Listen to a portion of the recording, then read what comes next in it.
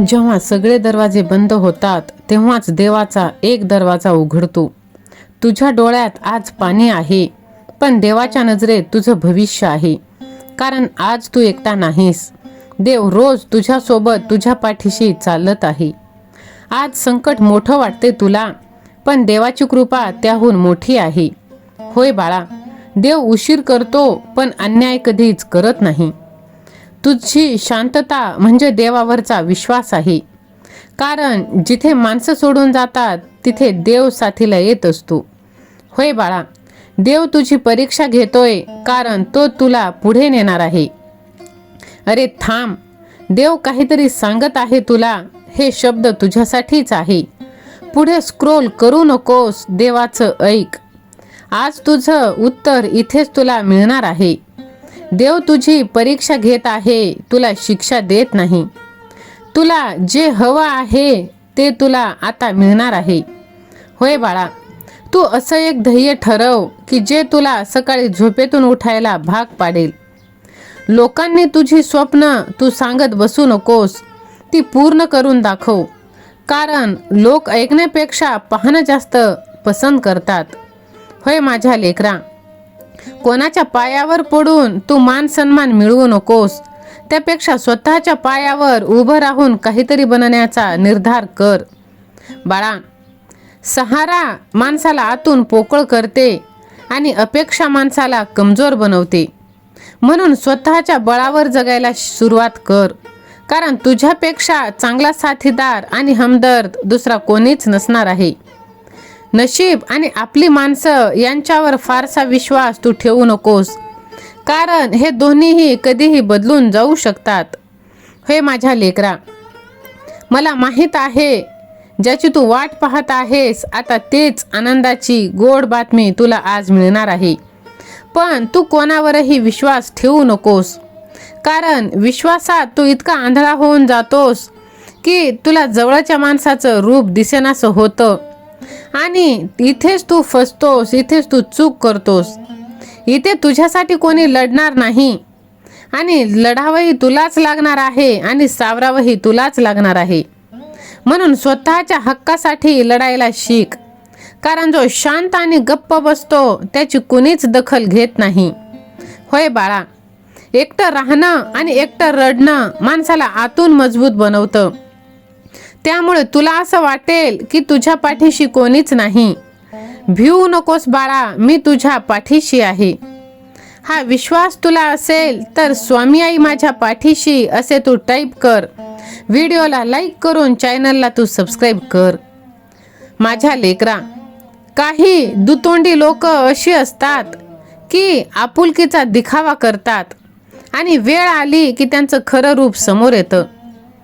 ज्याला तू सगळ्यात जास्त महत्त्व देतोस त्याच्याच नजरेत तुझं काहीच महत्त्व नसतं.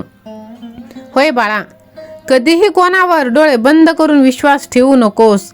कारण तुला जसं वाटतं तशी ही दुनिया राहिलेली नाही. ही दुनिया फक्त स्वार्थी झालेली आहे बाळा. स्वतःचा स्वार्थ संपला की झालं.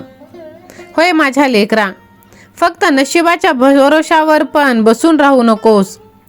नशीबवानांचे हात कधी रिकामे राहू शकतात, पण मेहनत करणाऱ्यांचे कधीच नाही. म्हणून माझ्या लेकरा, स्वतःवर विश्वास ठेवायला शिक. कारण स्वतःची साथ सर्वात खरी आणि प्रामाणिक असते. जेव्हा सगळे सोडून जातात तेव्हाच तुझी खरी ताकद जागी होते बाळा. म्हणून अपयशाने खचून जाऊ नकोस, कारण तेच तुला यशासाठी तयार करत आहे. माझ्या लेकरा, तुझं शांत राहणं म्हणजे हा डरपोकपणा, कमकुवतपणा नाही. पण गरज असेल तेव्हा तू आवाज नक्कीच उठवला पाहिजेस. स्वतःची किंमत स्वतः ठरवली पाहिजेस. लोक ठरवतील तेव्हा खूप उशीर झालेला असतो. माझ्या लेकरा, प्रत्येक दुःख, प्रत्येक संकट, प्रत्येक जखम ही तुला तोडायला, दुःख द्यायला नाही, तर तुला घडवायला आलेली असते. एकटेपणातूनच आत्मनिर्भरतेचा जन्म होतो बाळा. आज जो संघर्ष आहे तोच उद्या तुझी ओळख बनणार आहे. म्हणून ह्या संघर्षाला तू घाबरू नकोस. होय माझ्या लेकरा, वेळ कठीण आहे पण तुझी हिंमत त्याहून मोठी आहे. स्वतःसाठी उभं राहायला शिक, कारण शेवटी तुला स्वतःला वाचवायचं आहे. माझ्या लेकरा, तुझा प्रामाणिकपणा, तुझं बोलणं तुझ्यासाठी घातक ठरत आहे. पण बाळा, कमी बोलणारे लोक अधिक समजूतदार असतात, कारण ते समोरच्याचं नीट ऐकून समजून मगच उत्तर देतात. बाळा, प्रत्येकाच्या मनात शिरायला ते हे असे कपटी लोक प्रयत्न करतात आणि बघ, त्यांच्यामुळेच आपले गुपित हे उघडे पडतात आणि आपल्याला त्रास होत असतो. बाळा, आपल्या भूतकाळाचा सतत विचार करणे तू थांबव. जे झालं ते झालं. आता असं काही कर की तुझं वर्तमान खराब होणार नाही. होय माझ्या लेकरा, माझ्या बाळा, तुला अपयशाची भीती वाटत असेल तर तू यशाकडे लक्ष दे. आजाराला घाबरत असशील तर परिपूर्ण स्वास्थ्याचे चिंतन कर. अपघाताच्या भीतीने ग्रस्त आहेस तर ईश्वराच्या मार्गदर्शनाचे आणि संरक्षणाचे मनन कर. मृत्यूची भीती वाटत असेल तर चिरंतन शाश्वत जीवनाचा विचार कर. ईश्वर म्हणजेच जीवन आणि सध्या तेच तुझं जीवन आहे बाळा.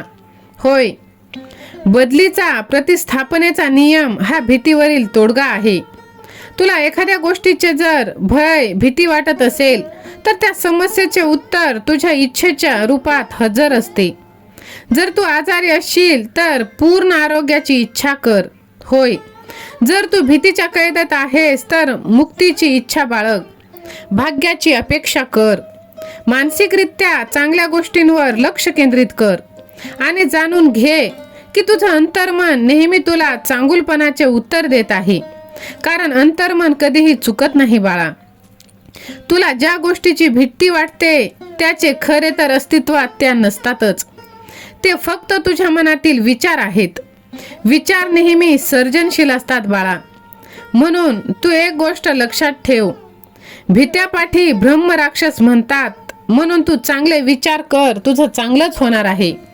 तू सकारात्मक राहा, पॉझिटिव्ह राहा आणि भिवू नकोस, मी तुझ्या पाठीशी आहे हे वाक्य तू कायम स्मरणात ठेव. कारण तुझी स्वामी आई आता तुला एकटं कधीच सोडणार नाही.